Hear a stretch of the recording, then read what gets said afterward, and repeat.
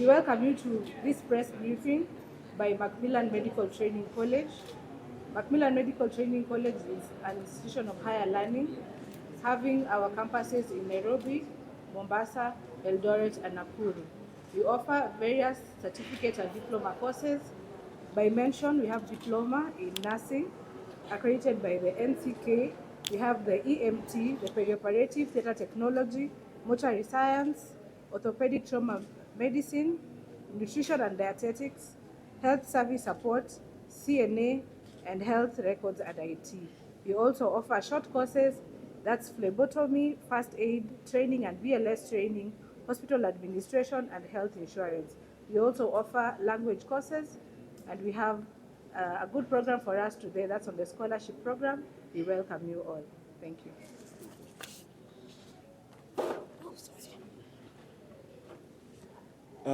Thank you so much, Madam Principal. I have a press statement here. Today, we are launching the Afya Bora Scholarship Program and Women in Tech Empowerment Program. Good morning, members of the press, distinguished guests, partners, ladies and gentlemen. Allow me first to sincerely thank all media houses, bloggers, digital publishers, content creators, partners, and invited guests for honoring our invitation today. Your presence here is deeply important because today's event is not simply about a college launch or an institutional program. Today's event is about the future of the Republic of Kenya.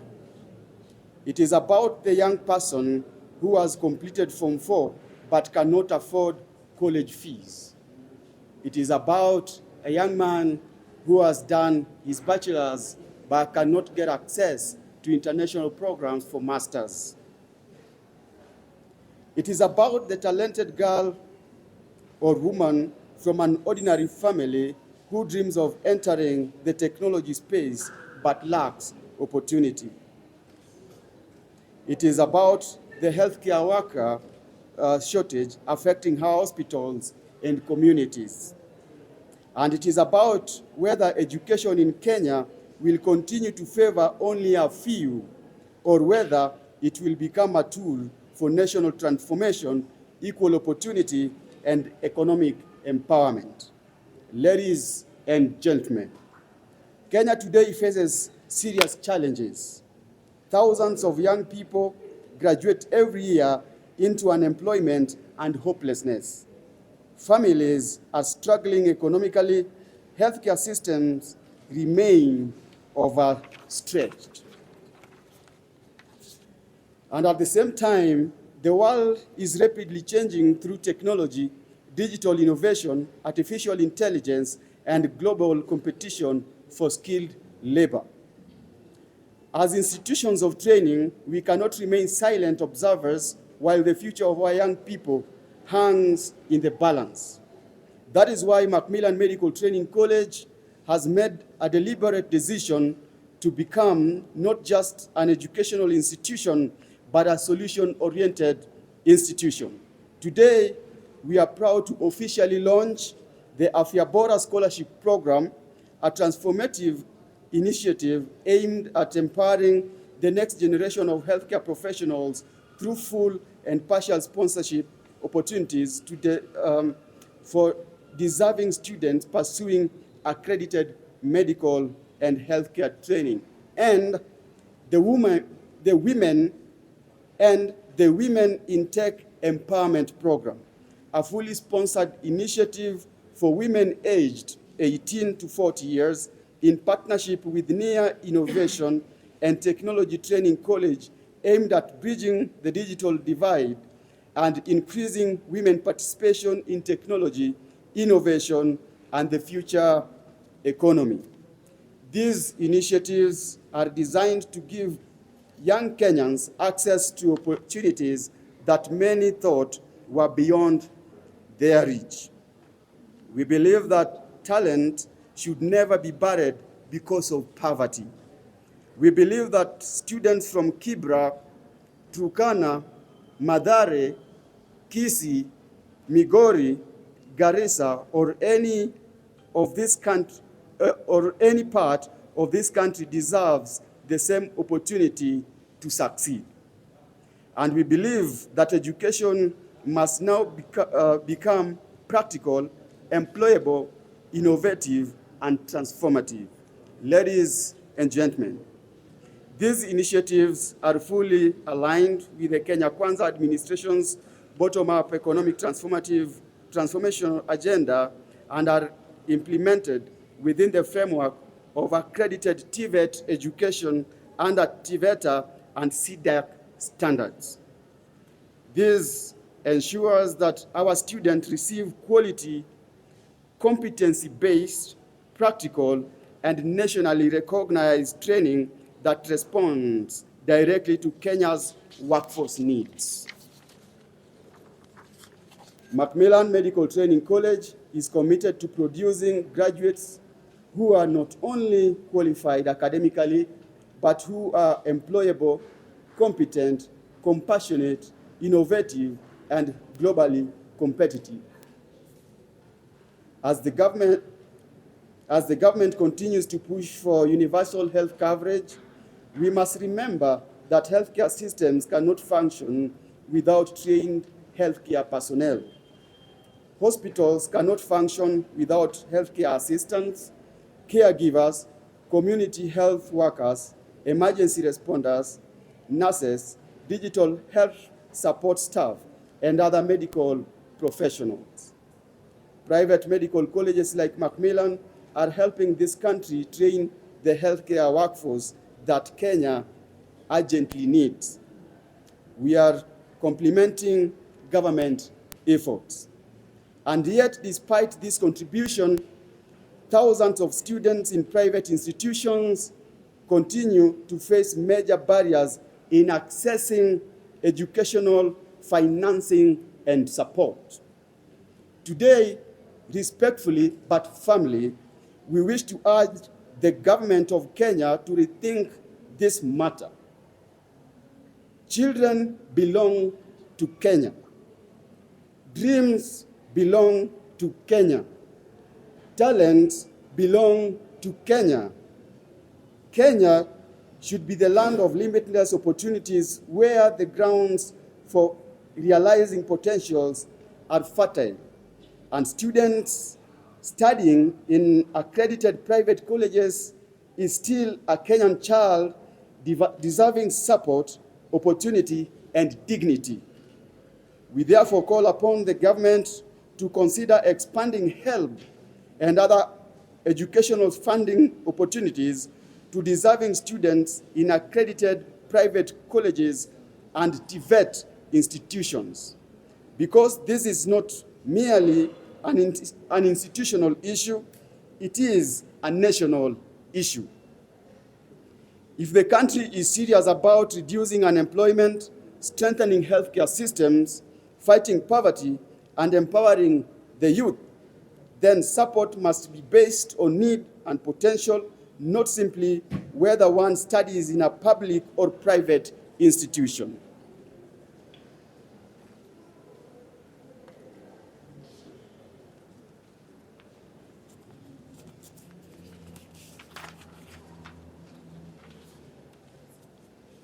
This discrimination must stop. Ladies and gentlemen, we are also extremely proud of the Women in Tech Empowerment Program we are launching today. Globally, technology is shaping economies, industries, healthcare, education, and communication. But women continue to be underrepresented in technology and innovation spaces. We cannot speak about digital transformation while excluding half the population from the digital economy. That is why this fully sponsored Women in Tech Empowerment Program is important. We want women from ordinary Kenyan families to access opportunities in programming, innovation, digital entrepreneurship, and emerging technologies. We want them to compete globally, We want them to participate in the future economy with confidence and dignity.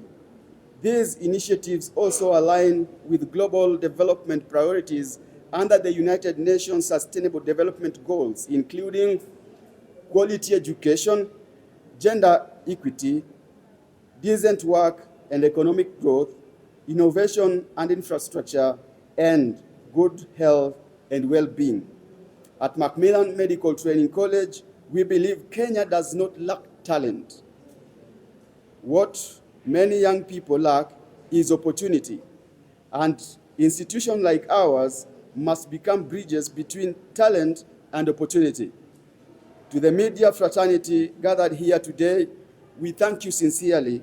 Your platforms have the power to restore hope to young people who may already believe their future is closed. Your coverage can help us reach vulnerable students, empower communities, and spark national conversation about equal access to education and opportunities. We therefore ask for your partnership in amplifying this message across the country. Finally, I wish to thank our partner staff, students, parents, and supporters who continue to believe in the vision of Macmillan Medical Training College. We remain committed to practical training, employability, innovation, healthcare transformation, and youth empowerment. We are committed to being part of the national solution. Thank you very much. God bless you, and God bless Kenya. Good morning. Good morning. My name is John Kadeli from NBC Channel. Just a question for you. What is the program? You said sharing. And secondly, your target number, how many students you target to how this particular program. And the third question you talked about, you're trying to help or rather achieving this goal has become an absolute task. So how do you ensure that the student in the community that down there can access this particular service? One, the program for healthcare sponsorship is already ongoing. The sponsorship program for healthcare is already ongoing. We've been doing this over time, and it's a program in progress. The Women in Tech program also has been launched, and registration will be starting as from Monday. The classes will be starting in July. So between now and July, enrollment will be ongoing, and the criteria, we are looking at the very deserving people. We're looking at the academic grades. Of course, this program, anybody who has attended high school can participate in. We just have those who are deserving. We are not excluding, but those who are deserving. Per cohort, we will be having 6 cohorts every year, and per cohort, we are looking at enrolling 40 women. Thank you.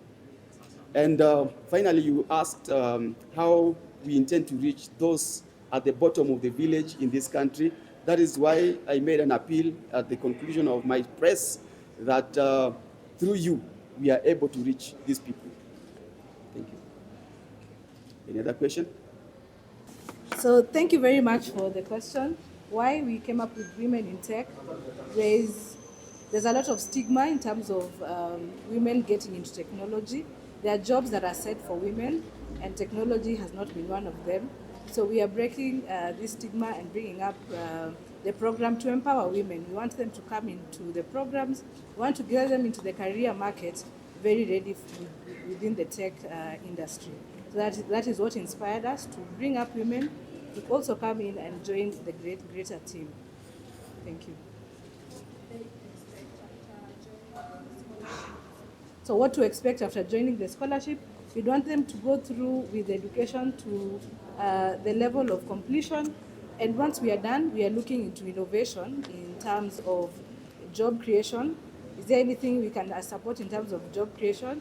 Yes, we are going to link them up with jobs both locally and internationally, and to just ensure that they become a better version of themselves from their education and to now the end product. So we are empowering them for the job market.